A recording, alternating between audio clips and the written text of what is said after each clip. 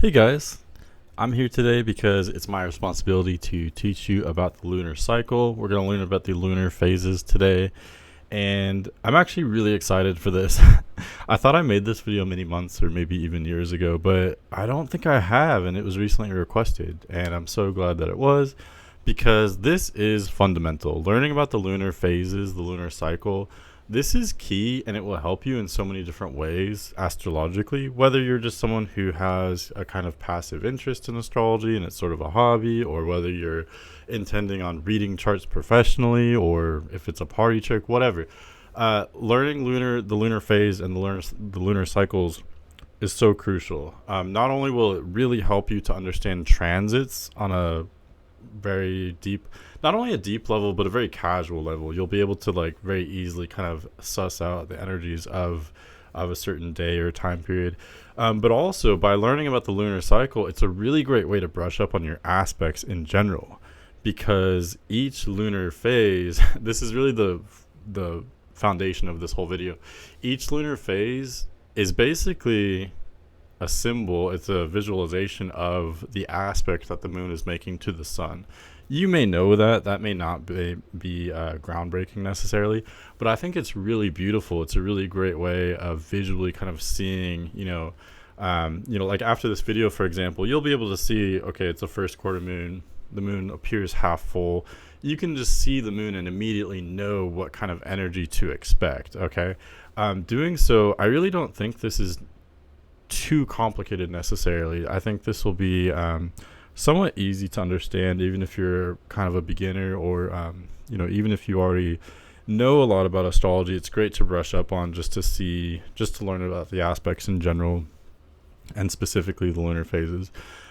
Doing so will not only be great for understanding transits, but understanding birth charts as well, natal charts, because of course, the whole foundation of natal chart reading is that we are kind of, we encapsulate the energies that we are born under. So just by looking at the lunar phase, the lunar aspect, the aspect the moon is making to the sun, that does give you a great deal of information on, what energy a person is going to have natally as well. So anyway, yeah, really good stuff. I'm just going to go through each lunar phase. I would say there's about 8 of them, depending on how you break them down. In this image here, there are 8, right? Or I guess 6. But I'm going to be referring to my notes. So if you hear my pages flipping around there, I'm going to be looking at these 8 different lunar phases, lunar aspects. Technically, there's a sort of 9th one that I'll throw in there as well. And I'm just going to go through and explain the energy of each one, what to expect natally, for a natal chart, as well as what to expect in transit, if you're experiencing that energy currently or in the future. And I'll talk about, just the manifestation, I'll give some symbols, some analogies for each one as well. And I actually wanted to go through, and this is the site that I use to talk about, my week forecast that you may have seen. But I know it's not the most, engaging or super exciting image necessarily, but I do think it's important to look at the charts, because this is what we're looking at, for a new moon, for example. That's what we're going to start off with. And I want to show what does that new moon look like in a chart, like in a birth chart or a transit chart or what have you, as well as what does a new moon look like, in person. The new moon is a little bit tricky because technically it doesn't really look like anything. It's totally obscured by the sun. But my point is, we're going to go through and I'll show you what each lunar phase looks like in person, actually observing it in the sky, as well as what does it look like in a chart. And hopefully this will give you a kind of basic but also in-depth understanding of the lunar cycle in general, as best as I can see it. All right, so we're starting out with the new moon. Oh, by the way, also, for those of you who happen to be listening in 2024, I'm going to be looking at the lunar phase that is upcoming from the time of me making this. So as an added bonus, you will also get a little bit of a kind of forecast as we talk about what to expect for, the next month or so-ish. But don't worry, for those of you listening in my future, if I'm in your past, I'm not going to dive super deep into the current transits or anything like that. This is just kind of a brief overview. Okay, so anyway, Let's talk about the new moon. So this is the chart for a new moon. You can see the moon and the sun are conjunct. So another word for a new moon is a moon-sun conjunction. And technically that's exactly how you would say it, because whatever planet or luminary, whatever body is initiating the aspect, that's what you would say first. So, because the sun and moon never retrograde, and the sun always travels at a consistent speed. Because the moon always travels faster than the sun, the moon always initiates the aspect with the sun. I don't know if that really matters or if that's just technical information, but I figured I'd just throw that out there. So anyway, new moon, another name for a new moon, moon-sun conjunction. Here the moon and sun are conjunct at 10 degrees and 3-ish minutes of Libra if you want to get super technical. And I'm going to give you two kind of analogies, two parallels to new moon energy in general. One would be the winter solstice, and I know that sounds a little bit weird, but if you think about it, the new moon is the darkest time. It's the darkest phase of the moon. And the reason why is because this is the part of the lunar cycle where in the sky the moon is as close to the sun as it will get. Okay? So going on a little tangent here, the new moon is actually, that's the time where you can get a new moon solar eclipse. And what's a real treat here is that this is actually the chart for a new moon solar eclipse. The way that we can look at this chart and know that it's an eclipse just by looking at the chart is because, well, for one, we have a new moon. We've established that moon and sun are both at 10 degrees Libra, so we know it's a new moon. But the way we know that that new moon is also a new moon solar eclipse is because both the sun and the moon are not only conjunct, but they're also conjunct the south node. They're very close to the south node. Anytime the sun and moon are conjunct and close to the south node or the north node for that matter, that's where you know it's a new moon solar eclipse. And since we're talking about eclipses, anytime there's a full moon where both the sun and the moon are near the nodes, that's where you know it's a full moon lunar eclipse. I'm going to be honest with you, I don't know the exact cutoff for how close does it have to be an eclipse.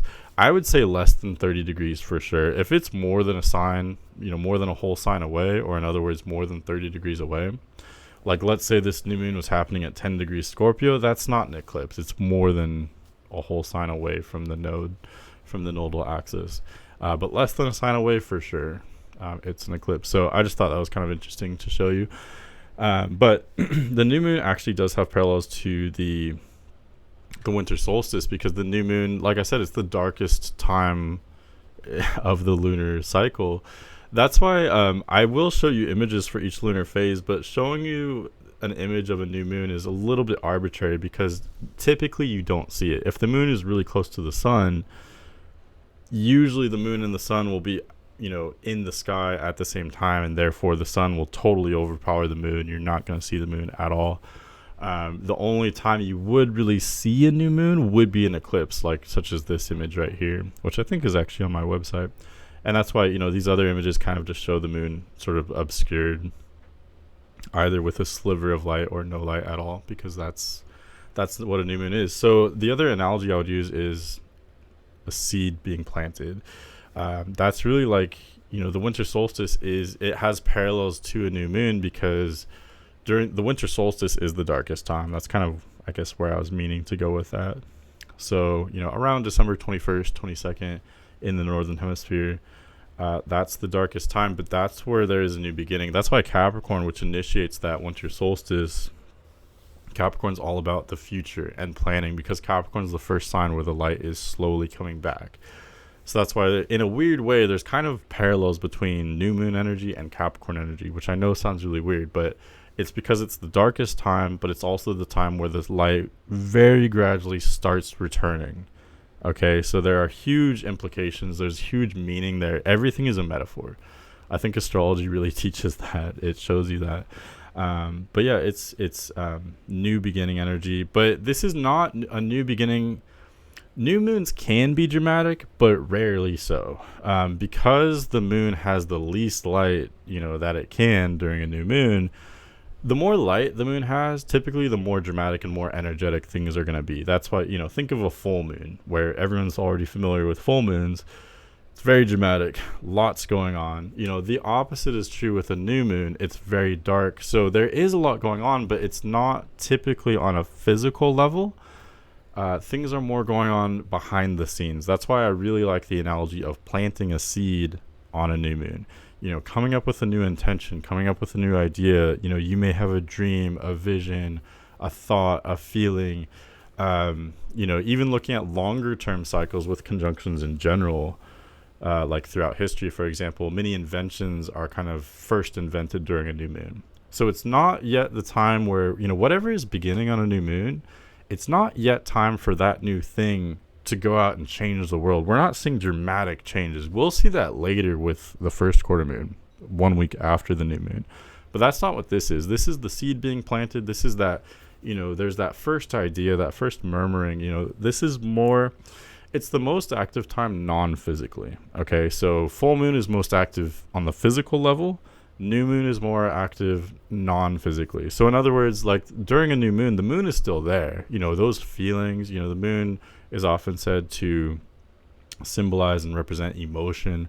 So all that emotion, that thought, it's still there. It's just obscured by the sun. We can't see it. So it's in the ether. There's so much energy in the ether during a new moon. So hopefully that makes sense.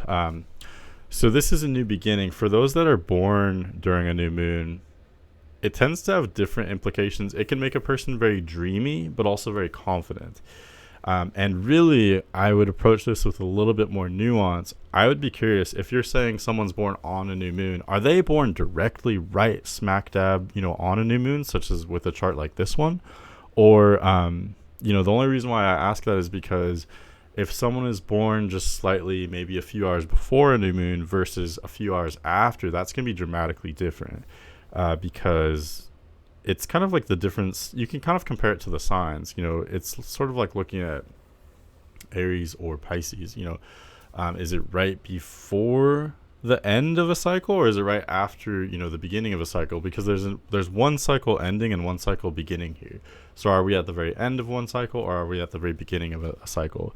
If someone is born with the moon a few degrees before the sun, so they're still born on a new moon, but the moon is at a lesser degree than the sun, then I would say it's it's very reminiscent of Pisces because it's the very end of a lunar cycle. So that person may be very intuitive, very misunderstood.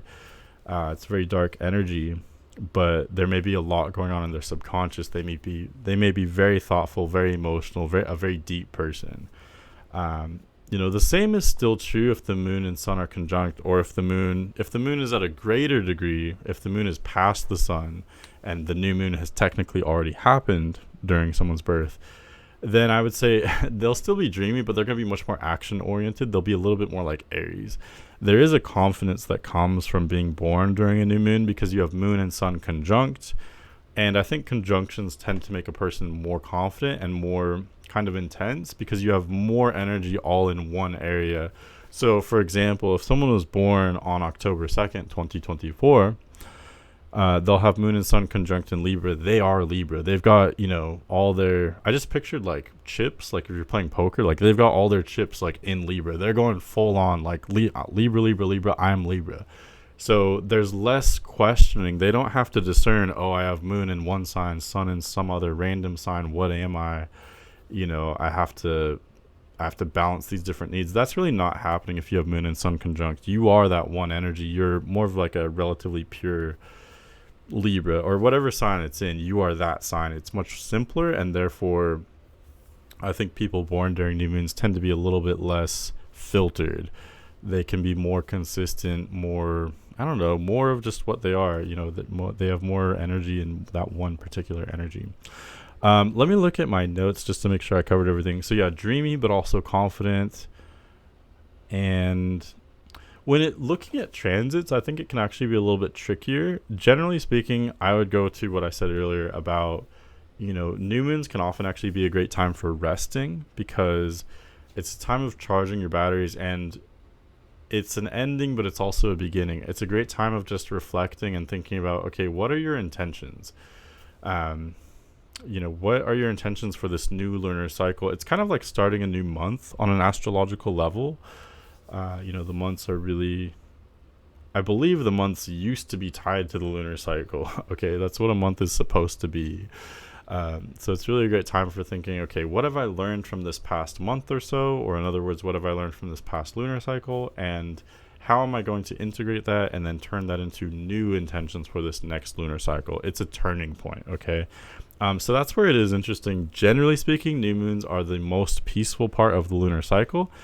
But depending on what you mix it with, new moons can be more volatile. And so I apologize, it was a little bit complicated. I would still say it's usually the most peaceful part of the lunar cycle, but it depends though. Is this an eclipse like this one is? Then it might be a little bit more volatile. This one is also conjunct Lilith, which is a whole other story.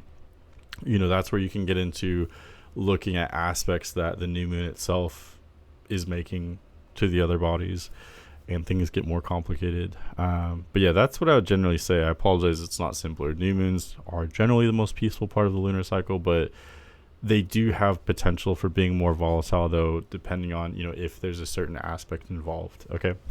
Let's move on, though. I think we spent enough time on that. So going forward, so that chart was for October 2nd, and then we're going to jump forward to October 8th. It takes time for, sorry about that. It takes time for the moon to, it takes time for the moon to gain light. So we started out with the moon like in total darkness because it's next to the sun. It's being outshined by the sun. And as the moon slowly starts to gain light in the days following a new moon, like that sliver, like let's look at, because the next aspect we'll talk about is a waxing crescent. So the moon will start out with that sliver of light, and as that sliver starts to get larger, I apologize I don't have a better setup for this, but as that sliver starts to get larger, that is very metaphorical. It's an analogy, okay? That the more light that the moon has, the more activity there's generally going to be, right? The more emotion there is, the more drama. So there's something new starting. There's something new beginning, whatever it was in the ether during the new moon. And as the moon starts to become illuminated, there's a new beginning. Whatever was in the ether is starting to come into the physical. So I guess you could kind of say, the dark part of the moon is sort of the part of our consciousness that is more in the ether, I guess, or whatever this activity is, it's in the ether. And the illuminated part is more representing physical activity. Okay, so this next aspect that I would really cover would be a waxing crescent moon, which I would say is more or less analogous to a sextile. So you can see here, I know it's a little bit wonky because the moon and sun are on a completely different part of the chart now because this is a different time of day for October 8th. But you can see here the moon and sun are sextiling. So that means they are 2 signs apart or 60 degrees apart. Sun is at 15 degrees Libra with moon at 15 degrees Sagittarius. So that's the next kind of major aspect. Technically, we did skip over, moon being at 30 degrees ahead of the sun. You could say is a, not in conjunction, but a semisextile. But that's not typically regarded as a major aspect. Hopefully I'm translating this enough. I know my videos can be a little bit technical. But anyway, I would say this is the next major aspect, though. This is the next point where the moon has enough light to be its own thing. The moon isn't just coupled with the sun anymore. The moon is becoming independent. It's gaining its light, although the light that it has is reflected from the sun. So technically you could argue it's not truly independent, but at least the moon is separate from the sun. They're in different places now, and you have a way better chance at seeing the moon now that it has that distance of about 60 degrees. I would say too, I would really recommend, if you can, incorporate looking at the moon every day into your routine. I was really fortunate enough to have this period of my life where I would walk to work every day in the early morning, and as I did, I had a great view of the moon. And as I walked to work every single day, I could observe the moon, being in a slightly different place every morning and having a slightly different amount of light or illumination every morning. And then, you can just observe, that was so beautiful for me because it really facilitated my understanding of, like I said, not only the lunar cycle, but also aspects in general, because I could see that lunar aspect, I could see it visualized in the morning, and then I could just observe, the events of that day. And, doing that days in and days out, weeks in, weeks out, months in, months out, that's the best way to truly understand. Videos like this are awesome as well, and were a huge part of my understanding, but if you can truly just observe this on your own, that's going to be really excellent as well. And compare and contrast. What I have found from my experience may be slightly different from what you find with your own personal observations, because our astrology is different, our perception is different. But that's really what I would recommend the most. So anyway, let's talk about a waxing crescent. So this would be, again, roughly with the moon sextiling the sun. This is a good omen. If the moon is, these are all roughly sextile. I would say this one in particular, this one that's right in the center right now, that amount of light, that is a good omen. That shows that this is probably going to be a good day, generally speaking. Of course, depending on our own astrology, we may be more or less inclined to thrive under different circumstances and with different lunar phases. But generally speaking, when the moon makes those more harmonious aspects to the sun, that is, of course, when we have the best chance of everyone being in a collective good mood and things going smoothly. There is more nuance to that, as always. We can look at the rest of the entire chart, so in other words, like, let's say the moon and the sun are sextiling. Well, if you have a bunch of other contentious aspects, then things will still it'll be mixed, it'll be muddled. But generally speaking, just focusing on the sun and the moon, this is beautiful. Like, I get the same feeling when I look at this chart, I guess because I'm a nerd, as when I get, if I look and I see the moon is roughly one of these kinds of phases, I get the same kind of feeling. I know this is a good omen. It's a sign that things will flow smoothly. Sextiles are sexy, okay?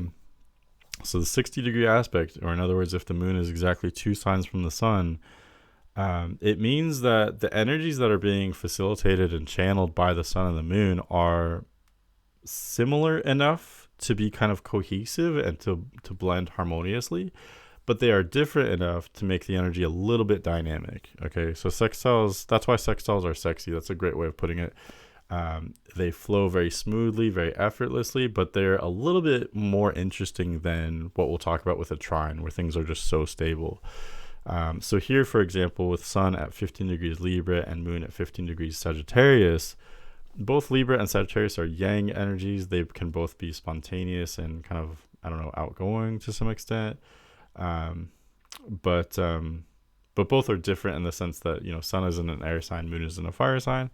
So that's where you get this kind of really harmonious blend with that sort of aspect.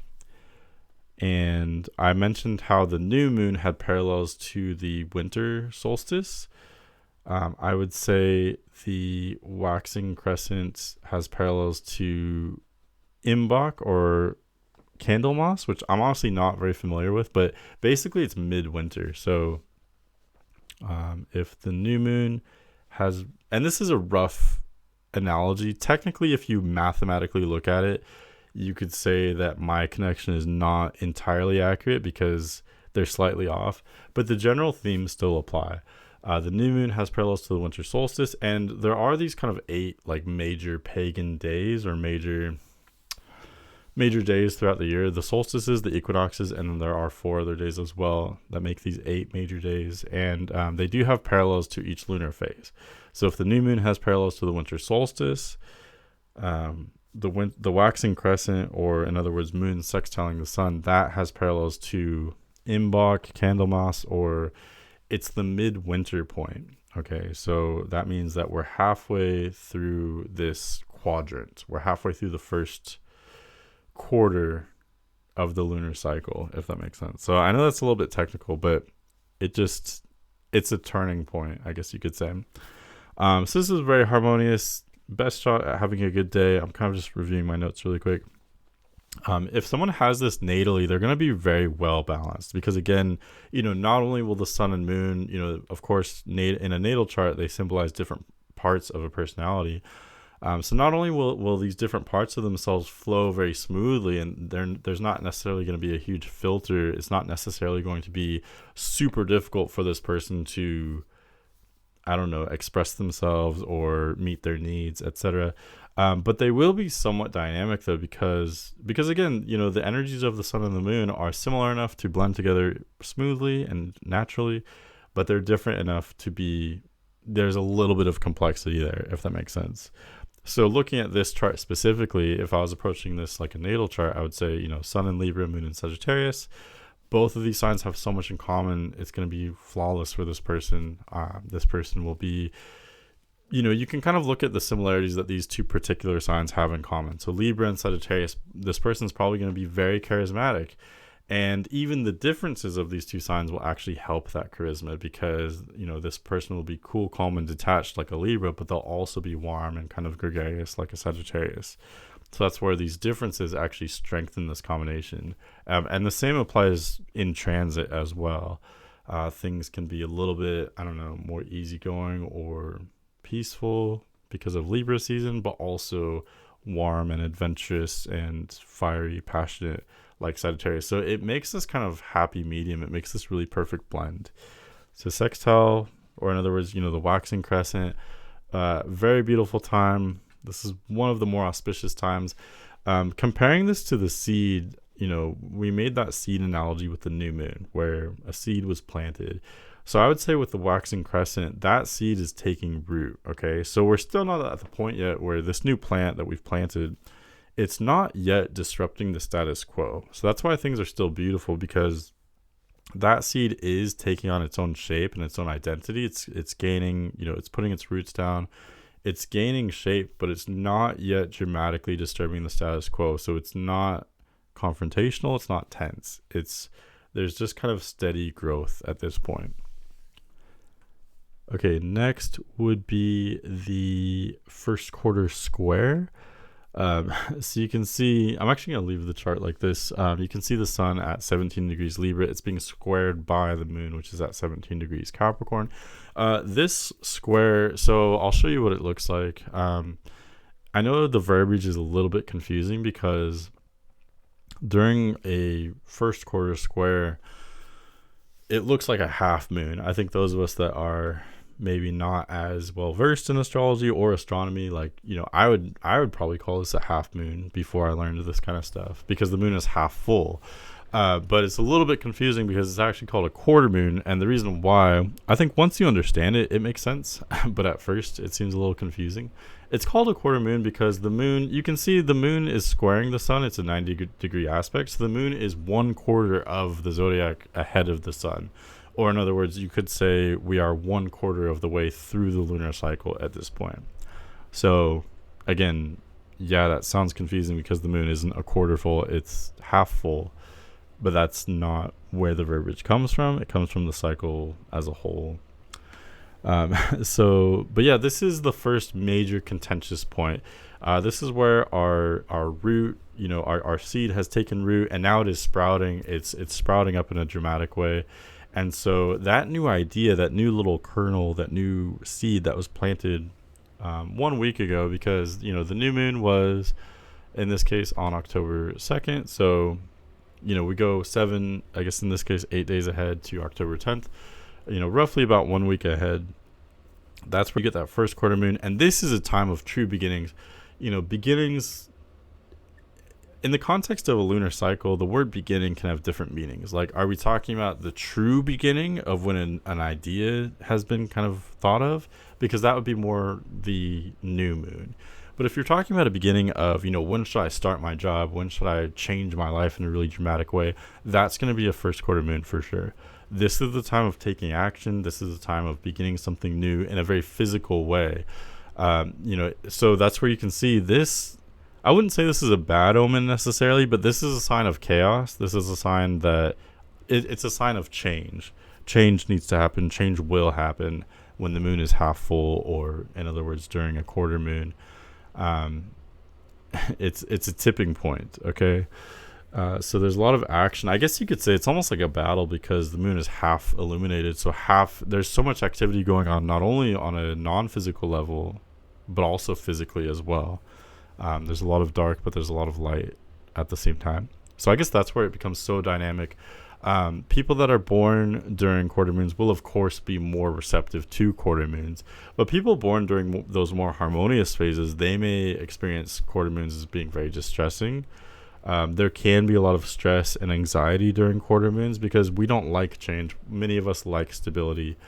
But change is necessary. You know, those that are born during quarter moons may be more adaptable. They may be more prone to stress and anxiety, but they may also be very adaptable, very restless.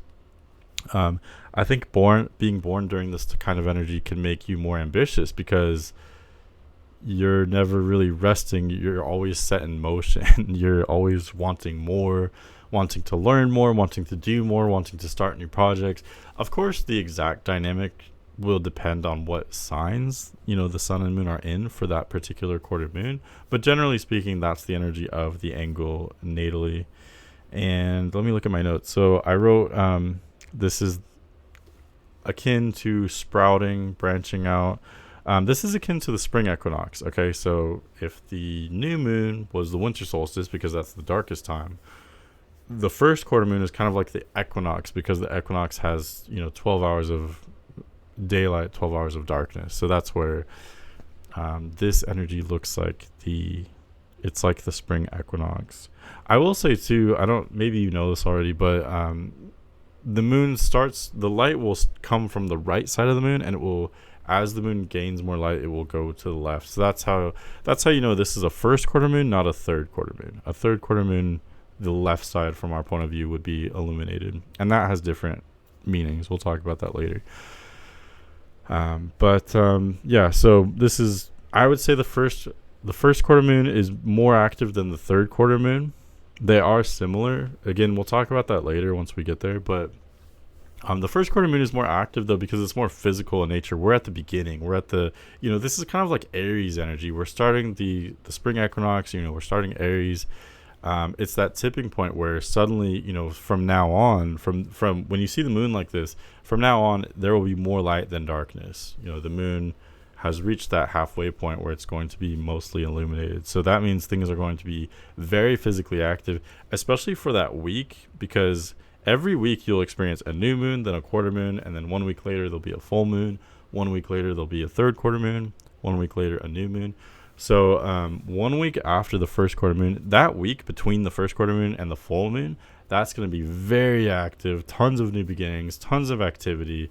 It may be particularly stressful or intense around the first quarter moon, and that energy will change slightly as we get into other aspects between the first quarter moon and the full moon. But generally speaking, it's very volatile time, very active time, very exciting. Can be stressful, but it doesn't have to be, as long as we can use this. This is an excellent opportunity to look at ourselves, look at, you know, what do I need to change about myself, my life. You know, if we haven't had any ideas yet, you know, I think ideally we would have had some kind of idea during the new moon.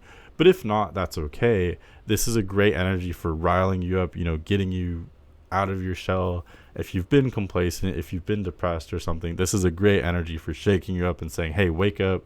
You know, we need to make some kind of change. We need to do something. Okay. So whenever you see the quarter moon like this, it's kind of cool. You can look up in the sky and say, oh, you know, especially once you experience it for yourself. Don't just listen to me. Have your own experiences. Observe for yourself. But I'm just saying, I'm speaking from my experience. That's what I've observed. So, but yeah, that's what it looks like in the chart as well. So most active phase, great time for change, initiation, beginning. This is the true beginning in a physical sense. This is the beginning, I think, the way that most people would think of a beginning, like starting a new job, starting a relationship, starting something in a very physical kind of sense. Let's see. I also wrote, this is the halfway point between the new moon and the full moon. So that's why it's so important.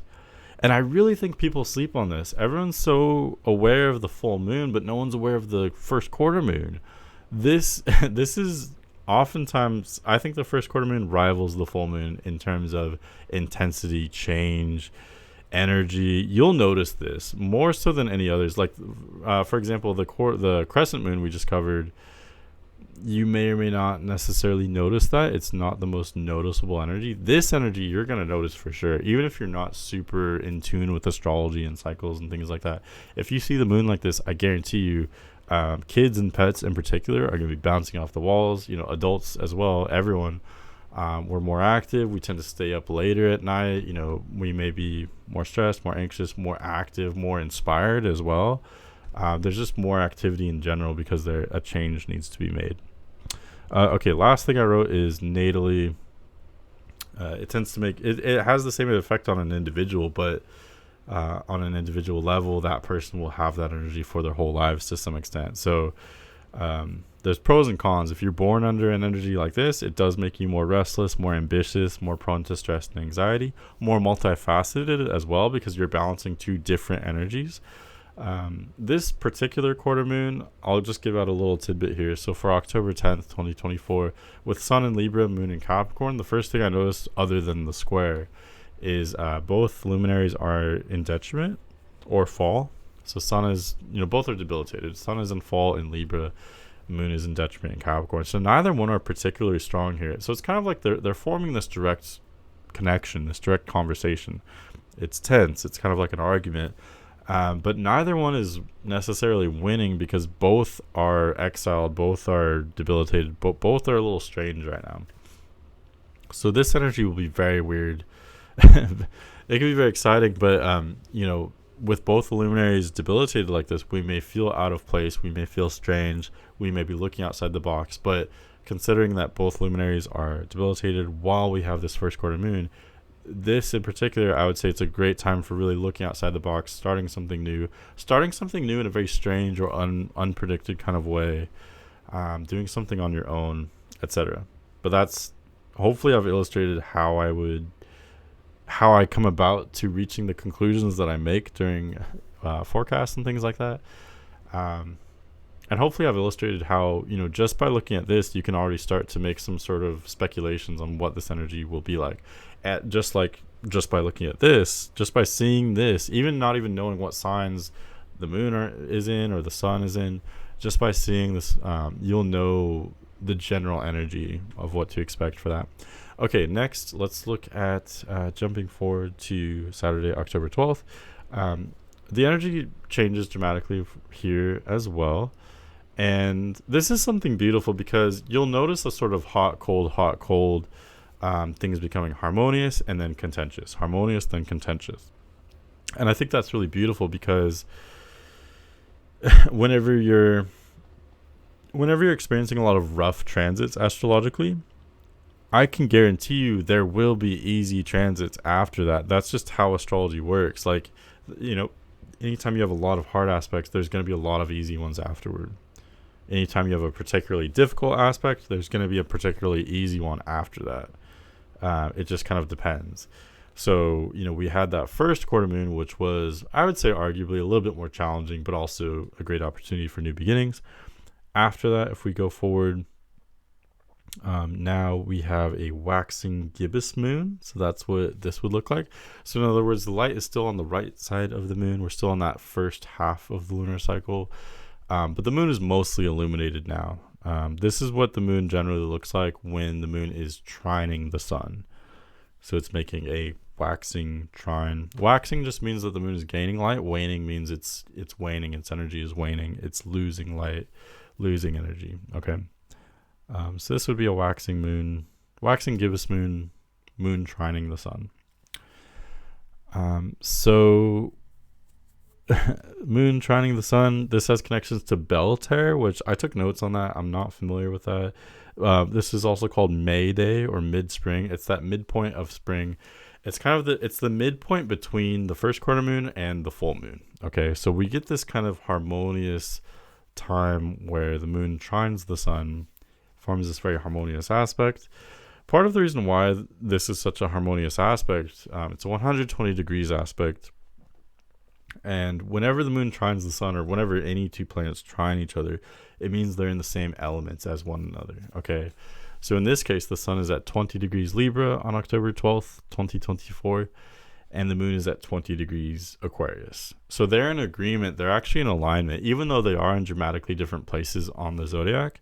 they're forming this trine. It's just, I don't know, it's just harmonious. It just is. Libra and Aquarius have enough in common that these energies blend together so well.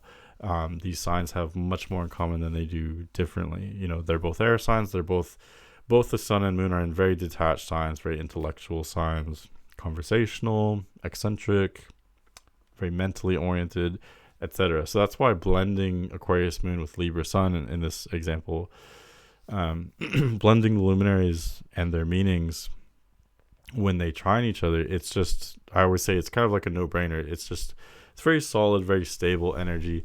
It's a little bit reminiscent of the sextile. So I don't know if I can show that, if I can jump to that. It's honestly a little bit reminiscent to this kind of energy, which I know may be a little bit confusing.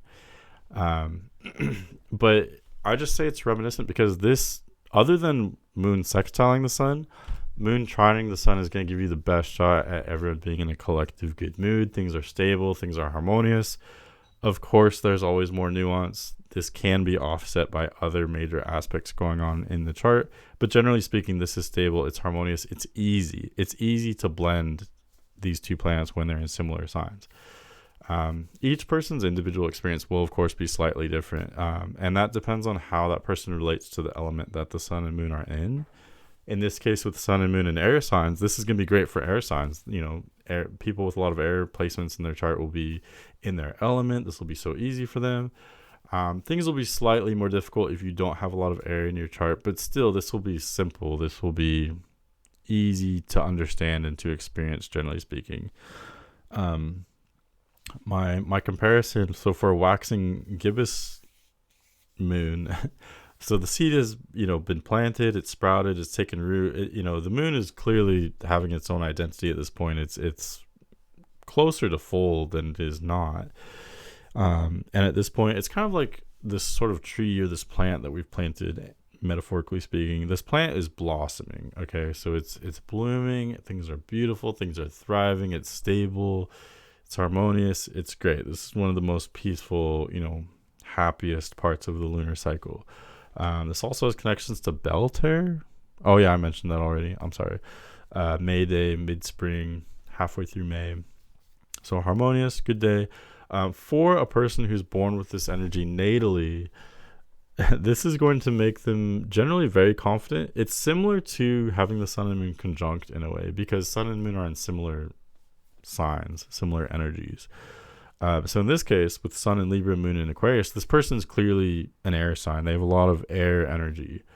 Even if the rest of the planets are in other signs, or regardless of what they're doing, just having those sun and moon placements in those two air signs trining each other, that means that this person is going to be a little bit less filtered. They're going to be more straightforward. They are an air sign. They're going to relate to air energy, air qualities. Like I said, detached, mentally oriented, cerebral, intellectual, conversational, interested in people, but also I've noticed many air signs are also very anti-people as well.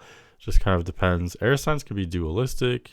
I don't want to get too lost into air signs, but I'm just saying analyzing that kind of person will be more straightforward because they have more aligned. They have more of their poker chips in those air signs, so to speak. So it's more straightforward, more simple for them, which allows them to be more confident, more consistent.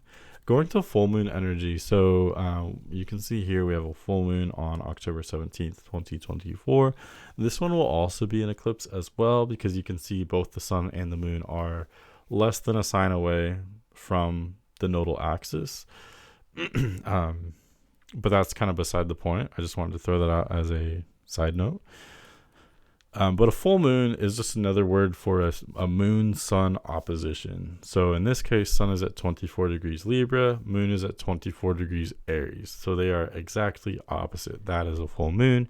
And I feel like this probably needs the least explanation because, we're all pretty much aware of what a full moon is. This is culmination, it's breakthrough, it's the high point of the energy, it's a climax, so to speak.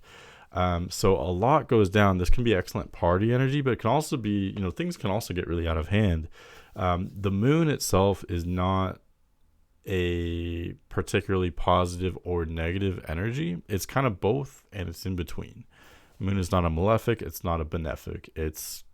It is emotion. It's all over. It's the whole spectrum. So things can be really good on a full moon. Things can get really bad on a full moon. Things are just generally more intense, more active, more volatile. What else? More climactic, party energy. It's a face-off. Any opposition is a face-off. With the sun and the moon directly opposite one another, this is the most direct conversation, the most direct aspect that these two placements can have. This is where the moon most has its own identity. It's completely full. Okay, so it's the time where things are most active. And if the moon represents emotion, then that means this is the most emotional part of the lunar cycle. So this is a turning point as well. It's a peak. And honestly, I'm going to be really honest. I feel like my interpretations of full moons are a little bit boring because they are simple to analyze. Are they going to be a really crazy day, a really eventful day, a day worth talking about? Sure, but when it comes to analyzing full moons on an astrological level, I feel like they're relatively simple. It's a face-off. In this case, it's an Aries full moon, so very volatile. Full moons would already be volatile and very active regardless of what sign they're in. But this is where you can think about what sign is it in. Full moon in Aries. Aries is a very volatile sign as well. It's going to be very volatile, very active, very focused on initiation, but it's all in relation to the sun. So in this case, with moon in Aries opposing sun in Libra, we're not just exploring the themes of moon in Aries, we're exploring the themes of moon in Aries in relation to sun in Libra. So this is where I would just kind of go into themes of the Libra-Aries axis in general, which mostly have to do with relationships and self-expression. How do I balance my needs and my expression, my truth, with the needs and the expression of other people, other people's thoughts and feelings, etc. It's Libra versus Aries. Ultimately, we're going to find a balance between the two. You could also just say, on this kind of day, we're blending Libra with Aries. We're blending air with fire. It's a very active time. They're both yang signs. It's a yang full moon. Full moons are active anyway. Great party energy, etc. Very social, very active. What else can I say? So for our little analogies, this is like the summer solstice. It's the brightest part of the lunar cycle. It's akin to the brightest time of the year. And this is where this plant that we've planted, it's in full bloom. So it's peak, the fruit is like ripening. There's blossoms, like it's fireworks. It's very active. For this person natally, if someone's born natally on a full moon, this makes them dual-sided. They are multifaceted. They can be a little bit intense, especially when they're younger, because this can be very frustrating to deal with this energy. How, let's say someone's born with an energy like this. How can you be Aries and Libra at the same time? How can you be active and in your face and very ambitious and very individualistic, but also very receptive, very sophisticated, very detached? It's kind of a conundrum. It's a contradiction. It's a catch-22. How can you be these two things that are fundamentally opposite? But that's the task that is given to those that are born during a full moon. They have to be both things. And so I think it takes time for them to learn.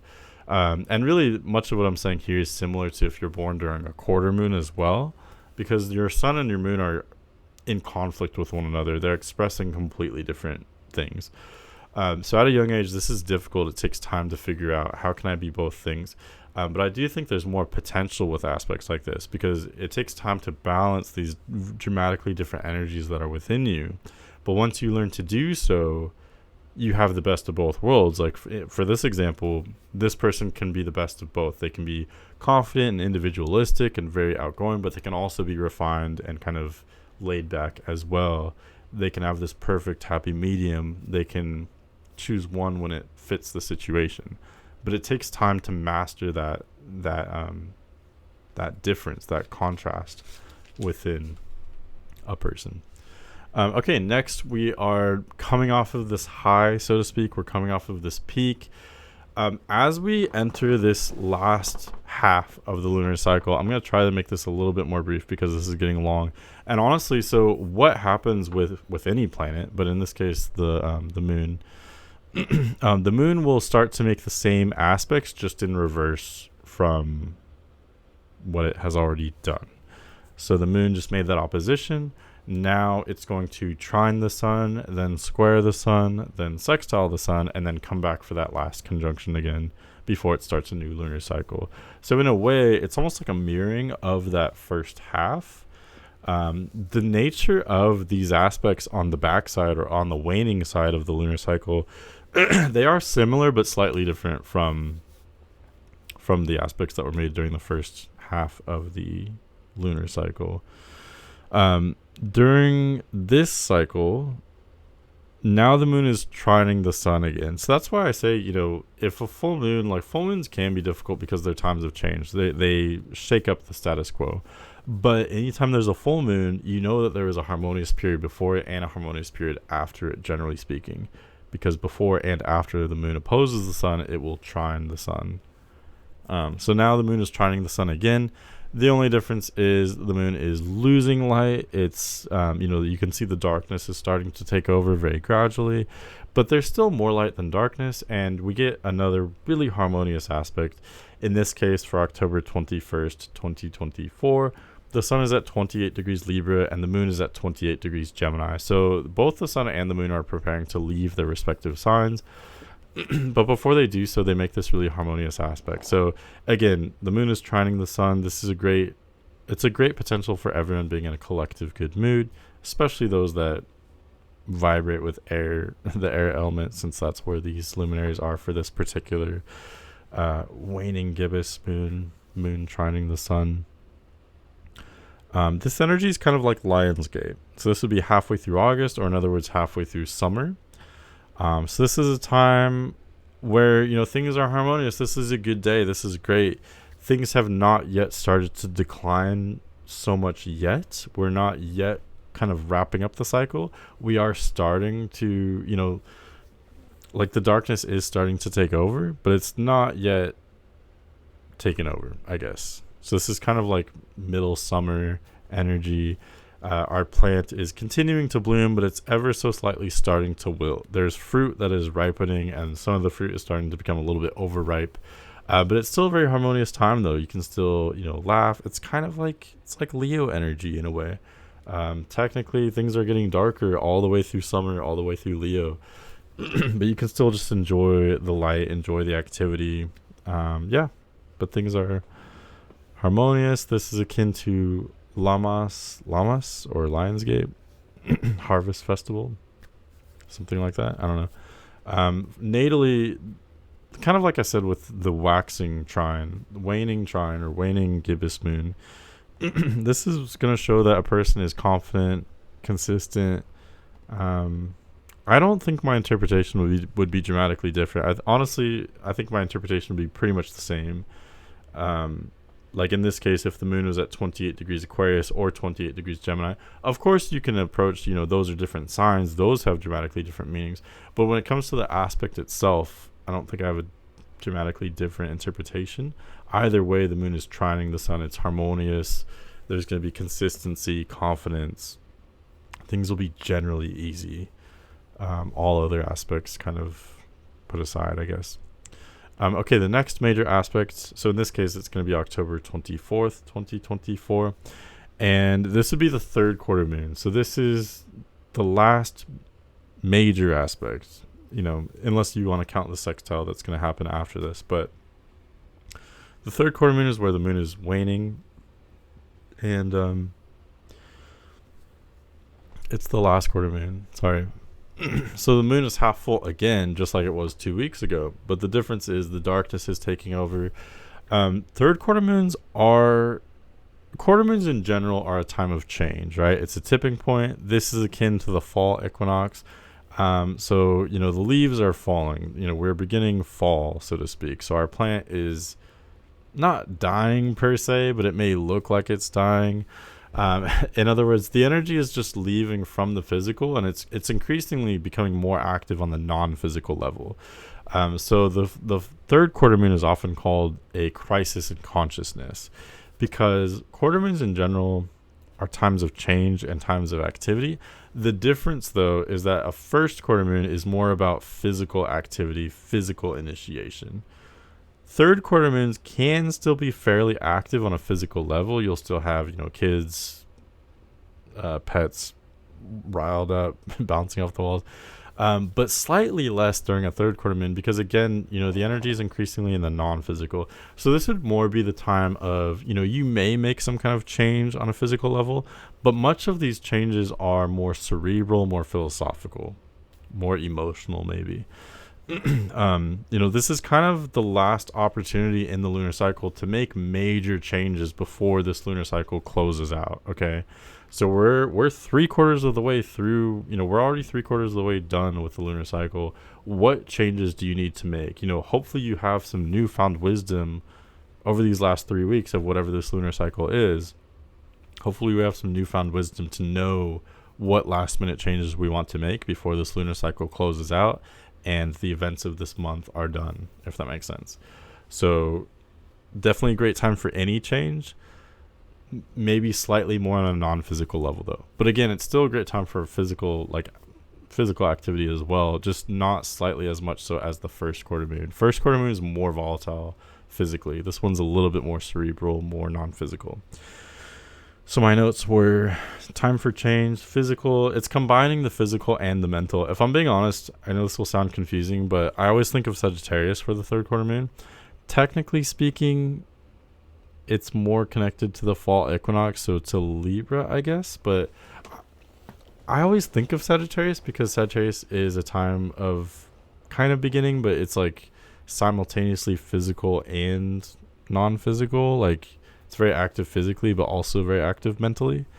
That's the energy I think of for a third quarter moon. So again, I know that's confusing. That may not technically be correct, but that's just how I visualize it for whatever reason. It's simultaneously physically active and mentally or philosophical. So crisis in consciousness, last major changes in the cycles becoming. After this, we are beginning the last quarter of the lunar phase. It's the last quarter of the lunar cycle is what I meant to say. So for this last quarter that is starting with this with this third quarter moon, things will be increasingly cerebral, non-physical, ethereal, emotional. This is the last time to make those physical changes before things get much dreamier, if that makes sense, as we start to close out this lunar cycle. So if someone's born with this natally, fun fact, I was actually born during a third quarter moon with the sun in Virgo and moon in Gemini. But for someone born with this energy, they may be restless, anxious, and ambitious, much like a first quarter moon. If someone was born during any quarter moon, they may be more restless, anxious, ambitious, more adaptable. But with this one in particular, they may also be more thoughtful, reflective. Much of that anxiety will be not just physical, but it's going to be inwardly focused as well. So they may be more thoughtful, reflective, more philosophical, etc. Here we are, right? That's literally kind of what I'm doing. But yeah, hopefully that kind of sums it up. Next would be a waning crescent. This is the last, I guess you could say, major aspect that the moon will make to the sun before it closes out its cycle. So here the sun is at 4 degrees Scorpio. It's being sextiled by the moon at 4 degrees Virgo. So again, sextiles are harmonious energy. This is another good omen. You're going to hear me repeat many of the same themes. I still think it's worth talking about though, because this is slightly different from a waxing crescent. This is a waning crescent now. The moon is losing light. We're entering the very end of the lunar cycle. So the similarities to a waxing crescent would be, it's a harmonious time. This is a great omen for this one in particular right here. That's really what I would think of. This would be more the very end, but this would be more like a sextile right here. So this is a great omen. This is a great chance at everyone being in a collective good mood. I'm more empathetic than would be for my own good, so I'm aware of these kinds of things. But yeah, we can all kind of enjoy a moon sextiling the sun. It's harmonious energy. Like I said earlier, the moon is in a similar enough sign to the sun that they blend very readily, but they're different enough to be slightly dynamic. So in this case, with sun in Scorpio and moon in Virgo, both the luminaries are in signs that are very complex, intelligent, analytical, deep feeling, hyper aware. There's a lot of similarities. So all those similarities just show that the sun and moon are agreeing. So that makes the dynamic harmonious. But the differences make it interesting. Virgo is more mental, Scorpio is more emotional. So there's kind of a blend there. There's kind of a happy medium. It's really beautiful. The waning crescent in particular, though, we are entering very spiritual territory. So things are going to be very dreamy. Things are going to be, this is very harmonious, but in a more dreamy way, a more non-physical way. We're going to be increasingly imaginative. Our inner worlds will be increasingly vibrant and active as we close out this lunar cycle. That's just how it generally tends to go. So we're kind of ending smoothly. The parallels for this would be the waning crescent would be, I wrote barren ? Because the leaves kind of already fell during the fall equinox during the third quarter moon. Now by the time we get to a waning crescent with moon sextiling the sun, the tree or the plant is starting to become visually barren. It doesn't mean it's dead. It just means it's conserving its energy. The energy's going within, if that makes sense. There's still life there, but it's not present. It's not visible in a visceral kind of way. Things are more physically barren, more non-physical. So this has parallels to Halloween, actually. It's still harmonious, but it's becoming darker. It's becoming a dark time. So for someone born with this natally, this is another indication that they will be very well balanced, but they may also be very reflective and more kind of spiritually oriented as well because of that non-physical focus. All right, and then I wanted to talk about one last phase before we get to that conjunction. There is this kind of phenomenon that's referred to as a dark moon, and that would be where the moon is semisextile the sun or closer. So in this case, the sun is at 6 degrees Scorpio. As soon as the moon gets to 6 degrees Libra or thereafter, if the moon, as the moon approaches the sun after this day, that's where it's called a dark moon because it has little to no light. I thought this was a good image for the dark moon. This is from the dark moon Wikipedia page. But you can see the moon has like little to no light. It's only going to be visible just after, like right around sunset, I believe, or sunrise. I think it's right around sunset. I could be wrong. But yeah, the moon barely has any light at this point. But I think the reason why it's called a dark moon is because things can be intense, but it's intense in the opposite way that a full moon would be. It's intense on a non-physical level, as I've kind of stated, I guess. So here the moon is semisextile the sun, 30 degrees or less apart.